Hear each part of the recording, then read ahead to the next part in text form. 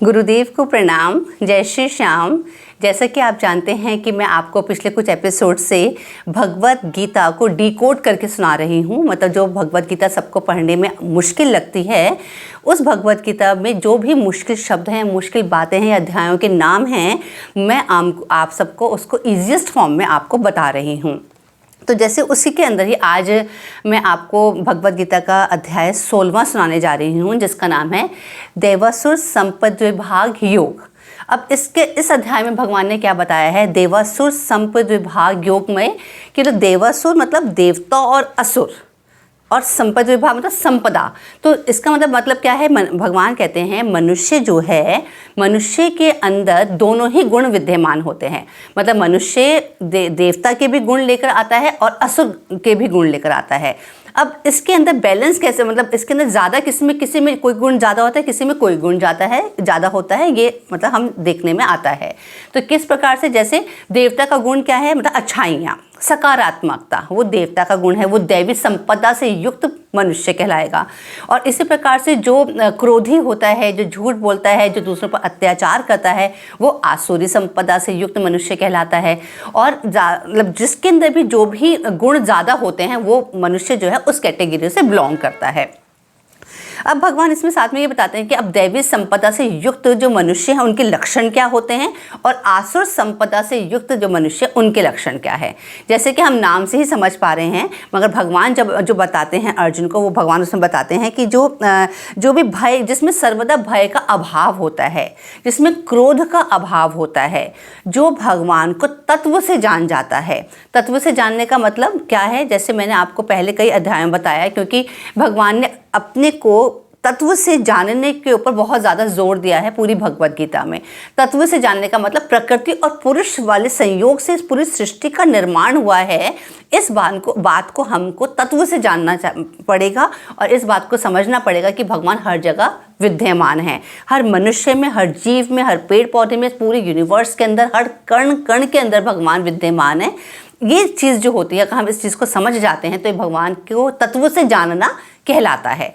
तो भगवान कहते हैं कि जो भी मनुष्य मुझको तत्व से जानना चाहता है, जिसमें तत्व ज्ञान से अपने को उजागर करता है, वो मनुष्य क्या है, दैवी संपदा से युक्त पुरुष के वो लक्षण कहलाते हैं। इसी प्रकार से जो मनुष्य अपने इंद्रियों का दमन करता है, मतलब अपनी इंद्रियों को कंट्रोल करता है, मतलब इंद्रियों को कंट्रोल करने का मतलब अपनी इच्छाओं को कंट्रोल करना। जो मनुष्य अपनी इच्छाओं को कंट्रोल करता है, और साथ में जो जितना भी देवता हैं, भगवान हैं, और जो गुरुजन जो हैं उनकी पूजा करता है, उनकी सेवा करता है, जिसका मन इंद्रियां सब अपने वश में हैं, जो क्रोध नहीं करता, तो ऐसे जो मनुष्य है वो क्या कहलाएगा, दैवी संपदा से युक्त मनुष्य कहलाता है। और जो भगवान कहते हैं मुझे वो अत्यंत प्रिय है। इसी प्रकार से आसुरी संपदा से युक्त मनुष्य, जिसमें नकारात्मकता होती है, जिसमें भय होता है, जिसमें क्रोध होता है, जो मनुष्य, भगवान कहते हैं जो मनुष्य अपने में दम भरता है कि मैंने ये कार्य करा, आज मैंने ये कार्य कर लिया है, कल मैं ये कार्य कर लूँगा और मैं अपने को इतना धनी बना लूँगा, या आज मैंने इसको मार दिया है, कल मैं इसको मार दूँगा, कल मैं और इन सब के ऊपर अपना कब्जा कर लूँगा। तो जो भी इस प्रकार के विचार रखने वाले मनुष्य होते हैं, वो आसुरी संपदा से युक्त मनुष्य होते हैं। और साथ में जो अपने इंद्रियों को वश में नहीं कर सकते, जो समत्व का भाव नहीं रखते हैं, जो दुख में बहुत दुखी हो जाते हैं, सुख में बहुत सुखी हो जाते हैं, जो घमंड करते हैं अपने धन का, अपनी शक्ति का, तो इस प्रकार के व्यक्ति कौन है, आसुरी संपदा से युक्त मनुष्य होते हैं। अब आगे भगवान कहते हैं कि इन दोनों मनुष्य में से प्रिय, हम सब जानते हैं कि भगवान को कौन होगा, जो दैवी संपदा वाले हैं। तो भगवान कहते हैं जो दैवी संपदा वाले मनुष्य हैं, वो उनको मैं इस जन्म और मृत्यु के चक्र से ही बाहर कर देता हूँ। मतलब अगर इस जीवन के अंदर जो दैवी संपदा रखते हैं मनुष्य, जो मैंने अभी आपको बताया, जो इन सब चीज़ों को फॉलो करते हुए अपना जीवन काटते हैं, तो भगवान कहते हैं और अंत समय में मुझे याद करते हैं, वो आखिरी में मृत्यु के बाद मेरे धाम पहुँचते हैं। मगर जो आसुरी संपदा के मनुष्य हैं, जो जीवन भर बुरे कर्म करते हैं, वो मृत्यु के बाद नरक में जाते हैं, और उसके बाद वो इस जीवन मृत्यु के चक्र में हमेशा ही पड़े रहते हैं। तो इस प्रकार ये जो अध्याय था, इसका नाम था देवासुर संपद्विभाग योग। इस अध्याय के अंदर 24 श्लोक थे, और ये 16वां अध्याय था भगवद गीता का। तो उम्मीद करती हूँ कि आज का अध्याय आपको अच्छे से समझ आया होगा। जैसा कि आप जानते हैं, और मैंने आपको पहले भी कई बार बताया है कि भगवद गीता, तो ये तो डिकोडिंग में बता रही हूँ कि इसके अंदर उस चैप्टर में भगवान कहना क्या चाहते हैं, इस चीज़ को लेकर मैंने सारे आपको ये वाले सब जो टॉपिक्स हैं ये लिए हैं अभी। मगर मैंने भगवद गीता की पूरी भगवद गीता भी 18 अध्यायों का मैंने एपिसोड्स बना चुकी हूँ ऑलरेडी, जो मैंने इस पर यूट्यूब पर डाले हुए हैं।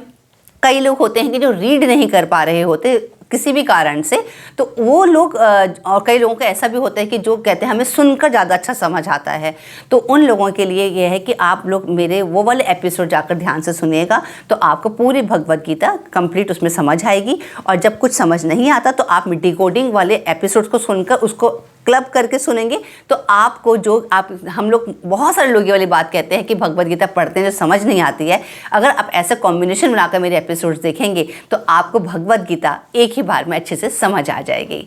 उम्मीद करती हूँ कि आपको आज का भी अध्याय आपको अच्छा लगा होगा, समझ आया होगा। अब अपने नेक्स्ट एपिसोड में दोबारा आपसे मिलती हूँ, तब तक के लिए हरि ओम तत्सत।